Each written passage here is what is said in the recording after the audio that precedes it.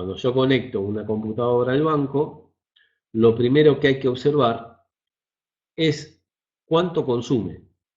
El consumo propio de la computadora no tiene que superar los 200 mA, ¿sí? Salvo que se indique lo contrario. Porque nosotros al darle masa y alimentación, lo que estamos haciendo es alimentando los circuitos electrónicos, los circuitos integrados y los diferentes componentes de la plaqueta interna. Si la computadora no está conectada ni a un inyector, ni a una bobina de encendido, ni a un relay, entonces no hay consumos externos. Está bien, los provee la computadora le da masa a un relay. Por lo tanto, la masa que entra a la computadora va a ser entregada a través de un circuito a el bobinado de un relay. Pero el consumo de masa es de la computadora más el del relay, ¿correcto? Pero si yo no tengo conectado nada, solamente le di masa de alimentación, recuerden, tiene que haber un consumo mayor a 0,2 amperes. Ahora, ¿cómo mido el amperaje? ¿Hace falta comprar un amperímetro? ¿Se va a hacer con una pinza amperométrica? No. Si yo no quiero gastar, y lo que tengo es un multímetro convencional, el multímetro tiene la función para poder medir corriente continua, ¿sí? O sea, el amperaje de un circuito, en este caso de 12 voltios. O sea, por un lado tengo la alimentación, una fuente. ¿Puedo usar una batería de auto para alimentar una computadora en un banco? Sí, puedo. El problema es que no tenés mucha protección. Vas a tener que poner un fusible.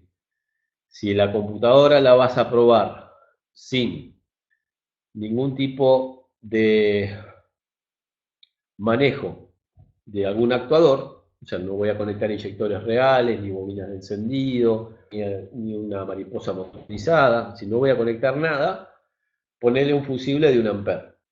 Porque en el caso que la computadora esté en corto adentro, que puede pasar, el fusible salta y te protege el circuito. Eso sí, vas a gastar fusibles a lo loco, ¿sí? Pero siempre hay que protegerlo, porque si yo lo dejo sin protección, vos fíjate que por ahí en el auto está la protección. El problema en el auto es que hubo un cortocircuito entre el cable positivo y negativo de la bobina. El negativo de la bobina lo comanda la computadora. ¿Qué pasó? Por ahí se puso en corto el transistor de potencia que tiene el manejo de la bobina. Queda en corto, o sea, deja cada vez que conecto la computadora, le manda masa permanente a la bobina, esto sucede, y eso va a provocar que la bobina se sobrecaliente y se termine quemando, ¿sí? Pues yo la veo rajada la bobina en la parte de aislante y puede ser producto de este defecto. Eso no sería, o sea, ese sería el defecto, ¿no? Entonces, si me trae una computadora y dice, mira, me queman las bobinas, me las quema. Listo, le doy masa, alimentación a la computadora y puedo verificar si las salidas de bobina, que normalmente son dos para un motor cada 4 cilindros, puede haber una, dos o cuatro, probar si tengo masa permanente en una de esas salidas, no debería tenerla, y si tengo masa permanente significa que está en corto. ¿Qué se cambia ahí? Bueno, el transistor de potencia. Si hubiera sido, qué sé yo, una MS Continental 3134, que es esta máquina, los transistores de potencia son estos, y la parte física, la parte de abajo, lo que estoy tocando con la uña, es la salida a través de un pin hacia la bobina de encendido, hacia el primario de bobina. Si yo toco acá con una punta lógica, dándole masa de alimentación a la computadora, y me da masa, bueno, quiere decir que este transistor es tan corto, vamos a tener que sacar. Porque si estuvo en corto, también sobrecalentó el circuito, ¿sí? La parte del circuito impreso, que estaría desde el, desde el transistor hacia el circuito del pin que corresponda a la salida de la bobina. Entonces yo si lo veo que está sobrecalentado, sí o sí voy a tener que reforzarlo con un cable puente, ¿sí? Eso por un lado. Ahora, si yo a la computadora, esa que está en corto, el transistor que maneja a la bobina de encendido, que normalmente ese transistor se llama IGBT. Después vamos a ver la denominación de los transistores y las diferencias que hay con un MOSFET o un transistor convencional. Este transistor, si está en corto, cuando yo le dé a la computadora masa y alimentación, yo no voy a detectar si está en corto, porque mientras no esté cerrado a algo, a una bobina de encendido, yo no lo puedo ver. Lo que pasa es que si está en corto una bobina de encendido, esto va a estar consumiendo 24 amperes. La fuente de 1 ampere, 2 amperes que yo usaba, si pongo una bobina de encendido convencional y encima esto está en corto, se dispara todo. Si pusiera un fusible, bueno, salta el fusible. Pero fíjense que yo tendría que poner una bobina, ¿correcto? Ahora, lo ideal sería poner una bobina, ¿sí? Porque así estaría simulando condiciones reales. Que ahora en un ratito vamos a ver algo de eso también. ¿Sí? Lo ideal para probar una computadora es probarla en condiciones reales. Si yo no la alimento a la computadora, ¿sí? Eso va a hacer que se corte. Pongo como ejemplo esto, después lo vamos a ver en detalle. La computadora maneja una bobina de encendido durante un lapso de tiempo muy pequeño, que se mide en milisegundos. ¿Sí? Que a ese tiempo, donde la computadora le da masa al bobinado del relay, perdón, al bobinado de la bobina de encendido, bobinado primario de la bobina de encendido, es de 2 a 4 milisegundos. Ahora, si yo miro la resistencia del primario de bobina, en la bobina, me encuentro que eso tiene 0,5 ohmios, 0,5 ohms. Que 0,5 ohmios, o sea, si yo aplico la ley de Ohm, a ver si puedo utilizar el pizarrón, tengo que 3 parámetros: voltaje, intensidad o amperaje y resistencia.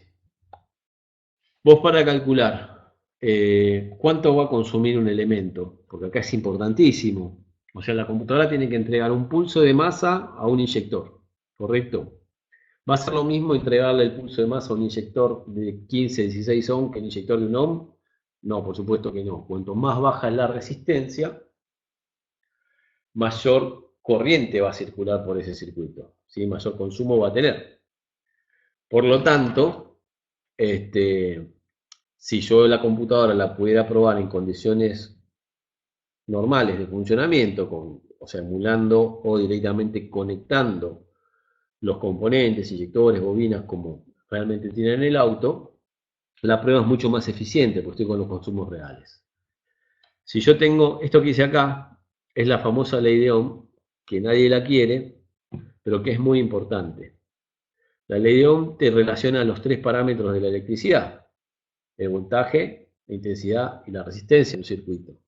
Así como cuando nosotros probamos, para los que somos mecánicos, ¿sí?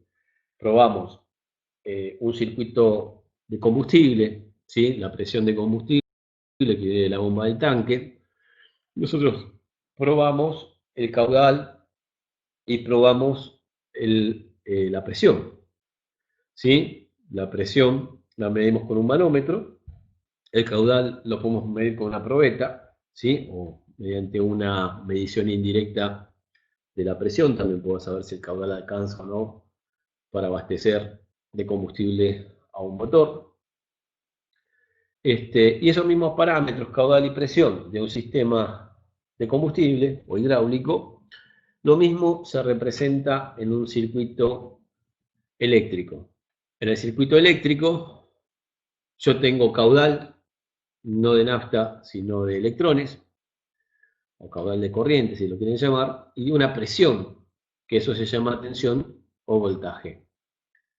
Así como hay una relación en los parámetros de un sistema de combustible, ¿sí? Entre la presión y el caudal, o sea, si yo tengo una restricción al pasaje de combustible, un filtro de combustible tapado, y yo en una condición de bajo régimen, por más que esté semi-obstruido el filtro de combustible, el combustible que pasa por ese filtro abastece del combustible que necesita el motor. Por lo tanto, el motor, en baja régimen de motor, funciona correctamente. Pero cuando yo lo acelero, que el motor empieza a necesitar más combustible, lo que necesita el motor es mayor a lo que puede pasar de combustible a través del filtro semiobstruido. Entonces se me empieza a caer la presión, porque está faltando caudal. Entonces yo por ahí una relación entre los parámetros de un sistema hidráulico los puedo interpretar, porque en realidad son visibles, o los puedo ver con un manómetro, y lo que pasa con un sistema eléctrico, a veces no lo puedo interpretar porque no lo veo, salvo que sepa usar los instrumentos. Utilizar un multímetro es como usar un manómetro, un voltímetro, mejor dicho, sería como usar un manómetro en el caso de la presión de combustible. ¿Sí? Y cuando yo hablo de amperaje, estaría hablando de medida de caudal que tiene, que es importantísimo.